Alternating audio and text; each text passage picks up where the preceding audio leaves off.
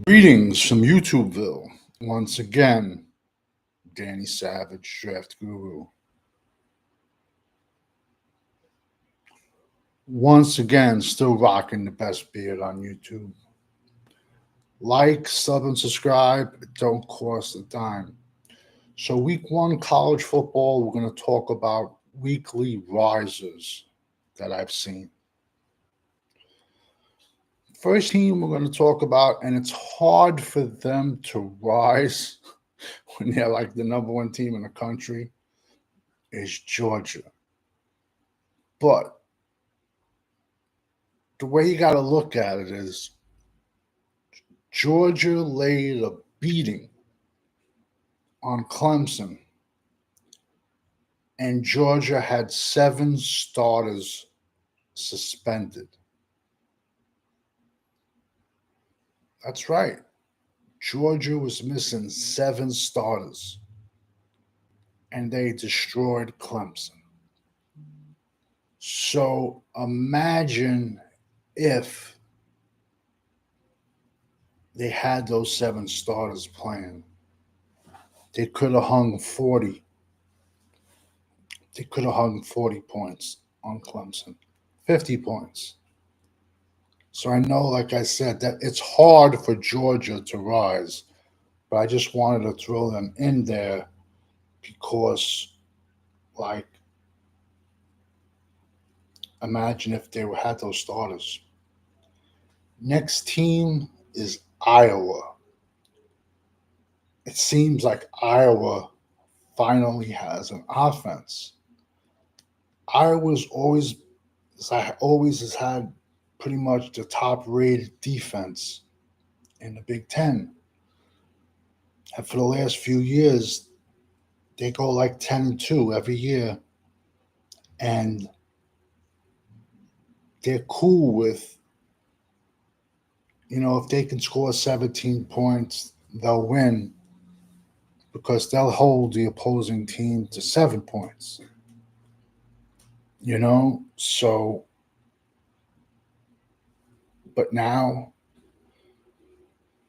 first game of the year, they put up 40 points.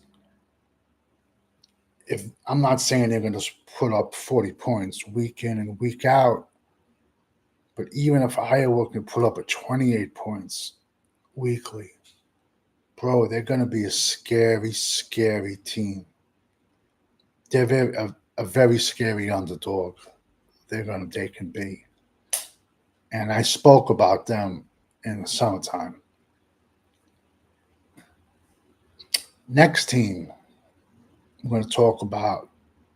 Listen, let's be honest, man. Like, before the season starts and all these, I don't know, their writers or whatever, when they rank teams, they're just throwing darts to the board. They got no clue what they're doing.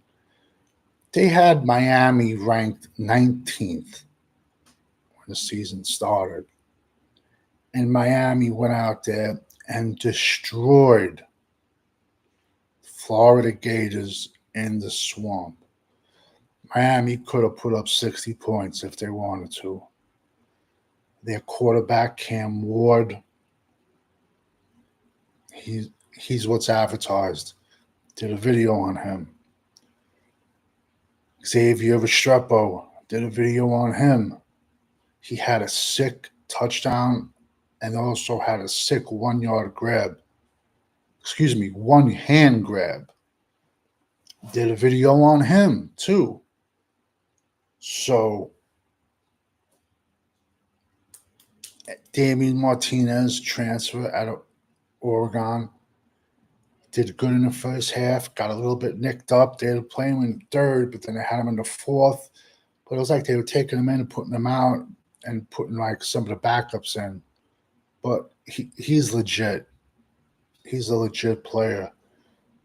Their defensive line is like the old days, man. They got a bunch of goons. They had Barrow come in from Michigan State. They got Barron. They have a legit 6, 7, possibly 8 good rotation of defensive line one after another, after another, after another. And they're just relentless. And they're coming after the quarterback. And they were just stopping the run. And I said that earlier in the summer in my videos that, they're a team, an underdog team to watch out for. And especially now with Clemson losing, Florida State losing, 2 games. In a week or two, the ACC might be theirs to win or lose. Another guys that I spoke highly about, and they produced Nick Singleton, Penn State, and Katron Allen, Penn State. Both monsters. And they showed up against West Virginia and they played. And I gave you them in my top 5. I gave you them in my top 5 in May. Nobody even has these dudes in their top 20. I think USA Today had them in their top 10, top 10. But like all these other draft guys, I didn't see anybody having them in their top 20. So I gave you them back in May, and they produced. Kyle Monangai, Rutgers, little old Rutgers. What do you have? 170 yards, 2 touchdowns. He's a name to watch out for. Now people are starting to talk about him.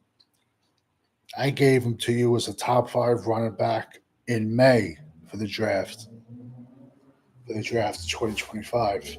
I gave him to you in May, and now people are talking about him. So you can check my videos.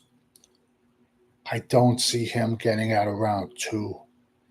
And this is a crazy, crazy deep running back class. I see a legit good 10 running backs and 15, up to 15, but I see 10 legit running backs. Another kid, Gentry, from Boise State.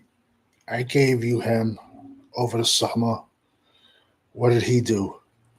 I feel like I got water in my ear. It's weird. Before I do a video, I got to shower, do the beard. What did Gentry do? Boise State. He had 6 touchdowns. You're going to see a lot of teams like running up the score this year. A lot. Another kid, but he was easy. Ollie Gordon. I gave him to you guys in May, but he was the Doak Award winner last year. And, he had, I think, 17 touchdowns. And he's at Oklahoma State. But he's like 5'11", 195, 190. So I think he has to put on some weight. And I also think that he would work best in a tandem in the NFL with a big, bruising running back, like your Thunder and Lightning type thing. So that's how I think he would work the best. But I gave you him in May. So, like I said, these are some of the rises that I've seen in week 1. There are plenty of them more, and we'll get to them. We got all week.